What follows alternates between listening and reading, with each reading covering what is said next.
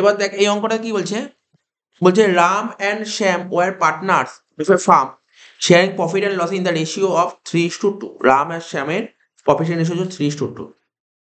Tapan join করেছে 1/4 share as between themselves Ram and Shyam decided to share মানে profit equally, মানে আগে ওল্ড রেশিও ছিল 3:2,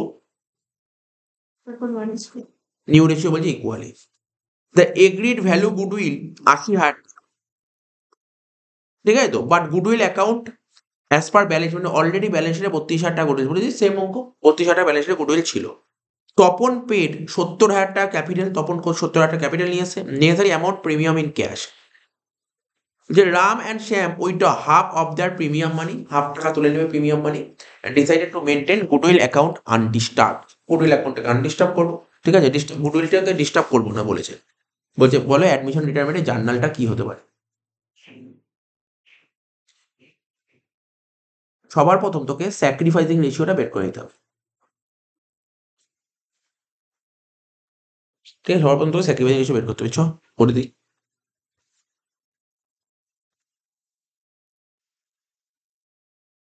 ওই একইভাবে লেখ পার্টনার্স।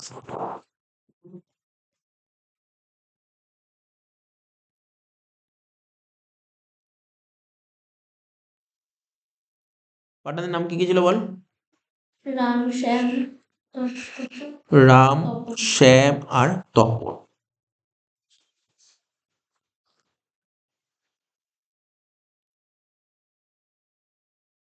প্রথমে লিখবো ওল্ড, তারপর লিখবো নিউ, তারপর লিখবো স্যাক্রিফাইসিং। ওল্ড রেশিও কত কত ছিল বল পর? 3:2। 3/5 আর 2/5, ঠিক আছে তো। এবার নিউ রেশিওটা কি বলেছিল একটু পড়তে হবে, হ্যাঁ বলে দিয়েছে নিউ রেশিও অঙ্কে।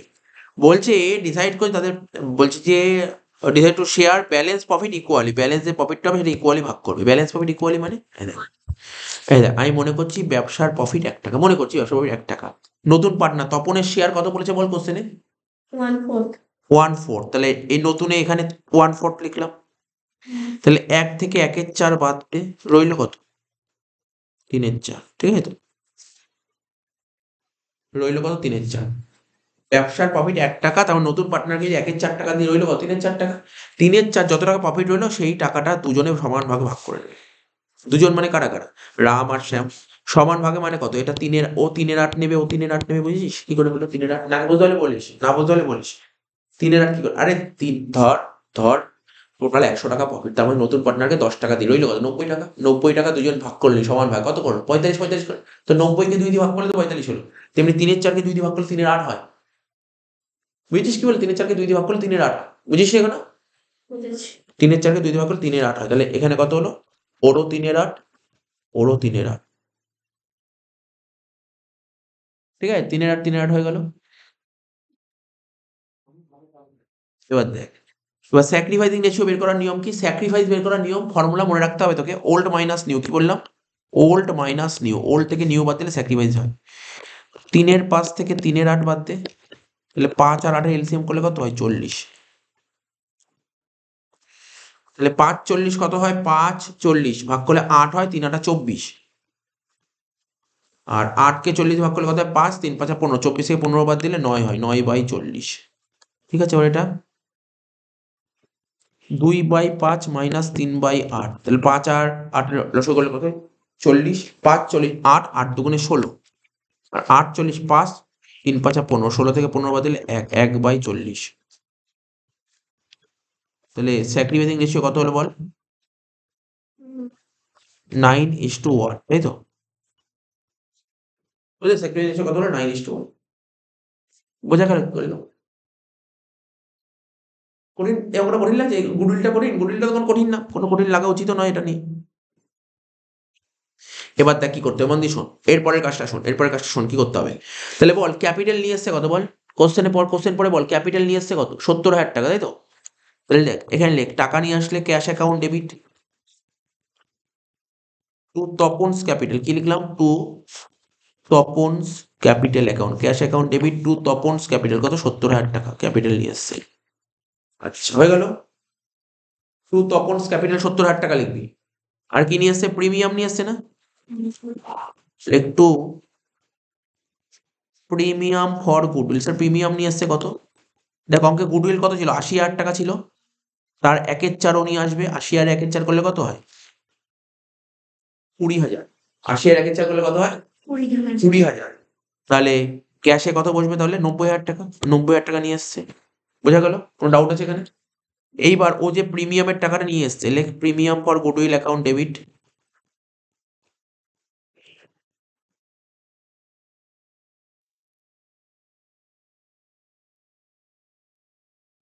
Premium for goodwill account debit কত টাকা? ২০,০০০ টাকা।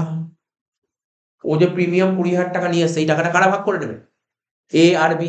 এ বি ছিল না অঙ্কে, কারা কারা ছিল?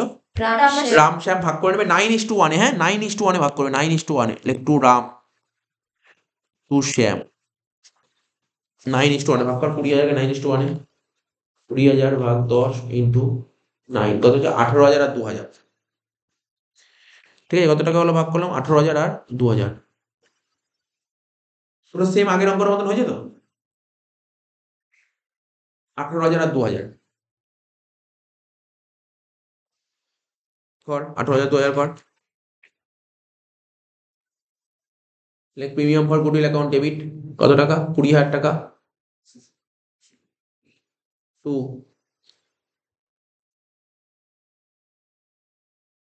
রাম, অ্যাকচুয়ালি আমি রাম অ্যাকাউন্ট লিখলাম, তোর এখানে রামস ক্যাপিটাল অ্যাকাউন্ট লিখবি, ঠিক আছে? রামস ক্যাপিটাল অ্যাকাউন্ট 18,০০০ আর 2,০০০ হয়ে গেল। এটা কমপ্লিট। আর কি ছিল? ভালো করে পড়, কোশ্চেন পড়তে হবে। আরেকটু বাকি ছিল, আরেকটু বাকি ছিল। বলেছিল দেখ, তারপরে কি বলেছিল? বলেছিল যে ব্যালেন্স শিটে গুডউইল ছিল 32,০০০ টাকা। ব্যালেন্স শিটে গুডউইল থাকলে কি করতে? রাইট অফ করতে হয় পুরনো রেশিওতে। তাহলে লিখবো কি? লেখ Ram account debit Shyam account debit to goodwill. লেখ Ram account debit Shyam account debit to goodwill.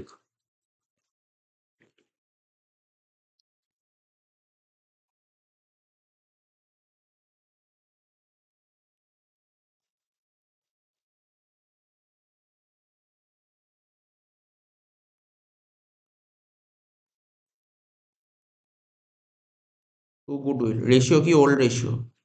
তোর ওল্ড রেশিও কত ছিল অঙ্কে? 3:2 3:2। 32,০০০কে 3:2 ভাগ কর। 19,200 আর 12,800 19,200 আর 12,800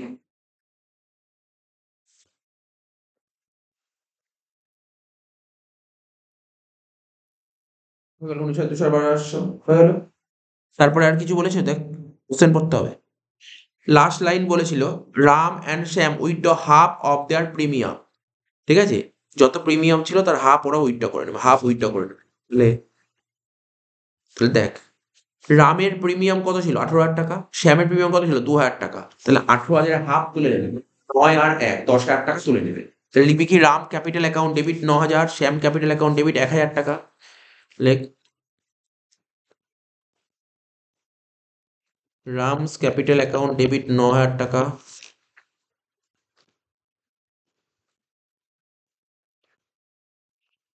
শ্যামস ক্যাপিটাল অ্যাকাউন্ট ডেবিট 1,০০০ টাকা টু ক্যাশ অ্যাকাউন্ট